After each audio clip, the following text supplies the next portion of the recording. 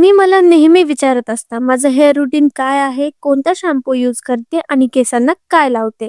तर फायनली आज मी तुमच्यासोबत माझा complete hair wash day vlog share करणार आहे. आज संडे असल्यामुळे मी ठरवलं की प्रॉपर सेल्फ केअर डे करायचा आणि honestly Sunday hair wash routine हा माझा फेवरेट पार्ट असतो. हॅलो, मी आहे Radhika. Welcome back to my vlog.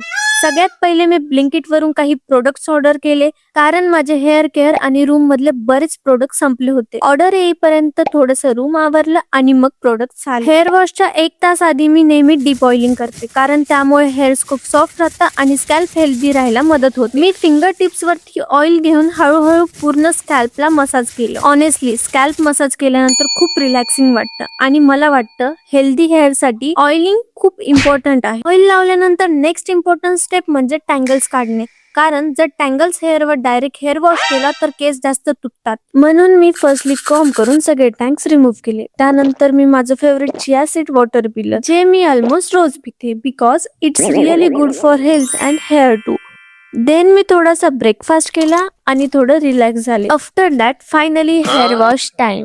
Hair wash झाल्यानंतर ऑनेस्टली माझे हेअर्स खूप सॉफ्ट, स्मूथ आणि शायनी दिसत होते आणि तुम्ही बघू शकता हेअर वॉश नंतरचा क्लीन हेअर फील सॅटिस्फाईंग असतो. त्यानंतर पुन्हा एकदा मी हेअर जेंटली कॉम्ब केले कारण वेट हेअर खूप डिलिकेट असतं. मग मी रेडी झाले कारण मला बाहेर जायचं होतं. मी सिंपल रेडी होऊन ट्रिबिका हाय स्ट्रीटला गेले आणि तिथे थोडासा टाइम स्पेंड केला. आज वेदर खूप भारी होता त्यामुळे बाहेर फिरताना खूप फ्रेश वाटत होता. जर तुम्हाला मी कोणता शॅम्पू यूज करते आणि कोणतं ऑइल वापरते किंवा माझ्या हेअर केअर बद्दल अजून काही माहिती पाहिजे असेल तर कमेंट मध्ये नक्की सांगा. मी त्यावरती डिटेल व्हिडिओ नक्की बनवेन. आजचा व्लॉग इथे संपतो. भेटूया नेक्स्ट व्लॉग मध्ये. Bye guys.